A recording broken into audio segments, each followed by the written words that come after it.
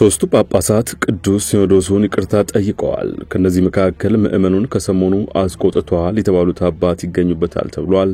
እንመለስበታለን። የአሜሪካ ስቴት ዲፓርትመንት እጅግ አነጋጋሪ መልእክት ወደ አዲስ አበባ ልኳል። መልእክቱ ግንቦት 20ን የሚመለከት ነው። እንመለከተዋለን። ከዚህ ውጪ በ10 ቀናት ብቻ በአማራ ክልል 31 ሾፌሮችና ረዳቶች ታግተዋል ተብሏል። በአማራ ክልል አስፈሪ ደረጃ ላይ ደርሷል የተባለው እገታ እንዳስተሰዋለን። መንግስት እያንዳንዱ ኢትዮጵያዊ ያለበት ዕዳ $575 ነው በሚል የተሰራጨው መረጃም ሐሰት ነው ሲል አስተባብሏል። ሌላኛው ትኩረታችን ነው። ሌሎች ወቅታዊ ጉዳዮችም ተካተዋል። አክብሮታዊ ሰላምታችን በያላችሁበት ይድረስ። የተወደዳችሁ ሸገር ታይምስ ቤተሰቦች እንዴት ናችሁ? ዕለታዊ መረጃ ጥንቅራችን ተጀመረ። በመግቢያችን ላይ ያስተዋወቅናችሁን ጉዳዮች እንደሚከተለው በዝርዝር እንመለከታለን። አብራችሁን ቆዩ።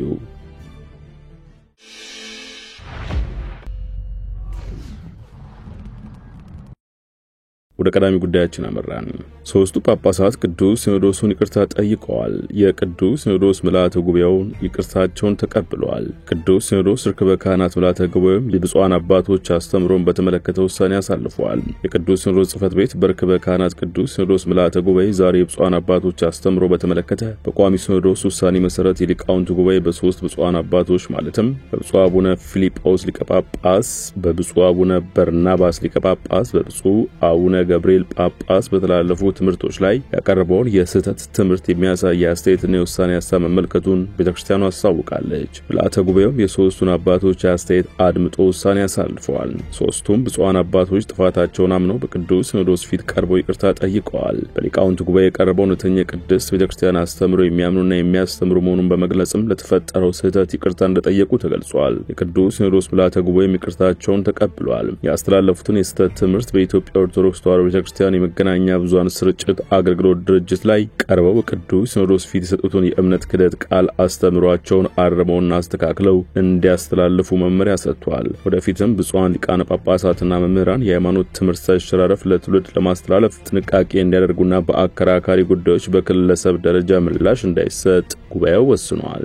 በ10 ቀናት ብቻ በአማራ ክልል 31 ሾፌሮችና ረዳቶች ታግተዋል ተባለ። በአማራ ክልል አስፈሪ ደረጃ ላይ ደርሷል የተባለው እገታ ጣና ከባድ መኪና አሽከርካሪዎች ማህበር በ10 ቀናት ብቻ በአማራ ክልል 31 ሾፌሮችና ረዳቶች ታግተዋል፣ ከፍለው የወጡ ገና ያልወጡም አሉ ሲል አስታውቋል። ማህበሩ አክሎም በጨለማ ማሽከርከር በመቆሙ የግድያ ጥቃቱ ቀንሷል፣ እገታው ግን በጣም ተጧጡፏል ሲል አስታውቋል። የሾፌሮች ግድያና አፈና መበራከቱን ተከትሎ 24 ሰዓት ሲሰሩ የነበሩ አሽከርካሪዎች የሥራ ሰዓታቸውን በቀን ለ10 ሰዓት ብቻ እንዳደረጉ ቢሆንም እገታው አሁንም አለመቆሙን ገልጿል።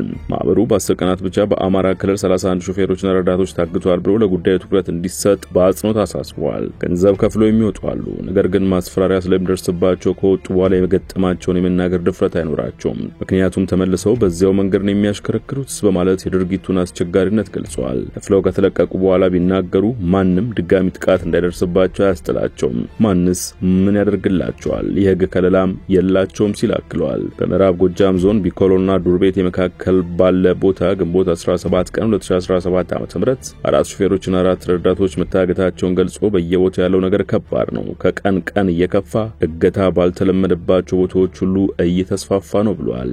በደብረ ብርሃን መንገድ ለሚ አካባቢ በእንጅባራ ቻግኒ በቅርቡ እገታ መፈጸሙን ጠቅሶ ደቡብ ጎንደር ከጋይንት እስከ ወረታ መገንጠያ ከባድ መንገድ ሆኗል፣ የተባለ መልኩ እገታ ይፈጸምበታል ነው ያለው። ነዳጅ ጭነው በእጀባ የሚጓዙ ተሽከርካሪዎችም ጥይት እየተተኮሰባቸው ነዳጁ እየፈሰሰ እንደሆነ አሁን ግድያ ትንሽ የቆሙ አሽከርካሪዎች ችግር ወዳለበት ቦታና በምሽት ከመሄድ ስለታቀቡ መሆኑንም አስረድተዋል።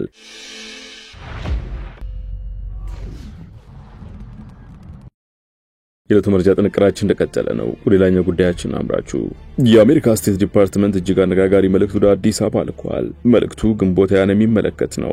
ግንቦት 20ን በማስመልከት የአሜሪካ ስቴት ዲፓርትመንት በአሜሪካ መንግስት ስም ለ34ኛው የብሔራዊ በዓል እንኳን አደረሳችሁ ብሏል። ዳጉ ጆርናል ተመልክቻለሁ ያለው የአሜሪካ ውጭ ጉዳይ መስሪያ ቤት መግለጫ ዩናይትድ ስቴትስ ከ100 ዓመት በላይ የቆየውን የዲፕሎማሲያዊ ግንኙነታችንን ታደንቃለች፣ ተጨማሪ የብዙ ዓመታት ትብብርና ጓደኝነትንም በጉጉት ትጠብቃለች ብሏል። ዩናይትድ ስቴትስ መንግስት ንግድና ኢንቨስትመንት የኢኮኖሚ እድገት ለማስተዋወቅና ሰላምን ለማራመድ በሚደረገው ጥረት ጨምሮ ሌሎች የጋራ ጉዳዮች ላይ ከኢትዮጵያ ጋር ለመስራት ዝግጁ ነች ሲል ማክሏል።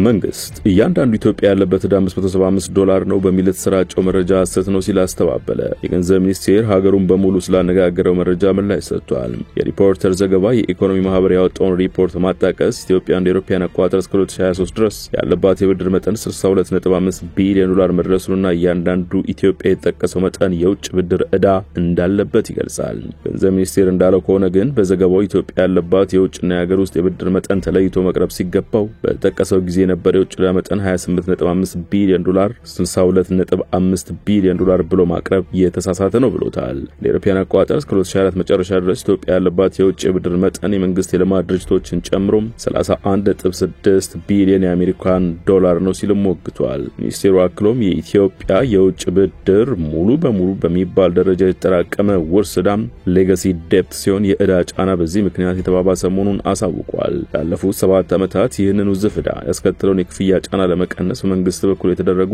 ወሳኝ ጥረቶችን መጥቀስ አስፈላጊ ነው ሲል ዘርዝሯል። እዚህም አንደኛ መንግስት ባለፉት በርካታ ዓመታት ምንም የውጭ ንግድ ብድር ያልወሰደ ሲሆን ለልማት ፕሮጀክቶች ማስፈጸሚያ የውጭ ብድር ሲወስድ የነበረው በአብዛኛው ከዓለም አቀፍ የልማት አጋሮችና ከመንግስታት ከሚገኙ ብድሮች በመሆኑ የብድር ጫናን የማያስከትሉና ወለድ የማይታሰብባቸው በሌላ አገላለጽ በጣም ዝቅተኛ ወለድና ረጅም የእፎይታና የክፍያ ጊዜ ያላቸው ብድሮች ናቸው ብለዋል። ለዚህም ማሳያም ከዓለም ባንክ ማለትም ከዓለም አቀፉ የልማት ማህበር የሚወሰደው ብድር 0.75% የአገልግሎት ክፍያ ወጪ ውጪ ምንም ወለድ ክፍያ የሌለውና በረጅም የክፍያ ጊዜ ማለትም በ38 ዓመት የሚከፈል ነው። እነዚህን መሰል ብድሮች ከአጠቃላይ ውጭ ብድር 42% ድርሻ ያላቸውና የብድር ጫና የማያስከትሉ ናቸው ብለዋል። ሁለተኛ መንግስት የሀገሪቱን ዕዳ ክፍያ ጫና ለመቀነስ የተለያዩ የብድር ሽግሽግና ማቃለያ ስምምነቶችን ኃላፊነት በተሞላ መልኩ እያደረገ ነው ይላል። ባለፉት ዓመታትም የተለያዩ የብድር ሽግሽጎች የተደረጉ ሲሆን ከ2023 ጀምሮ ደግሞ በቡድን 20 ኮመን ፍሬምወርክ የዕዳ ሽግሽግ ተጠቃሚ በመሆን ከአበዳሪዎች ጋር ስኬታማ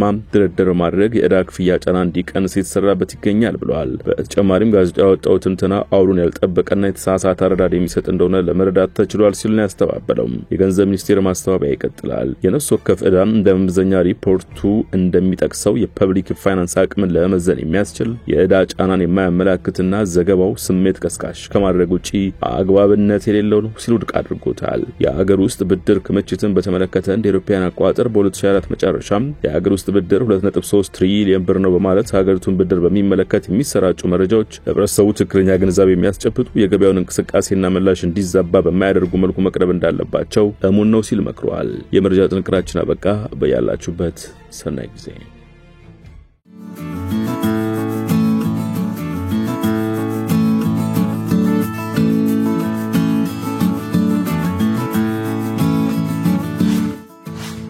ሸገር ታይምስ ሚዲያን ሰብስክራይብ በማድረግና ደወሉን በመጫን ይከተሉን።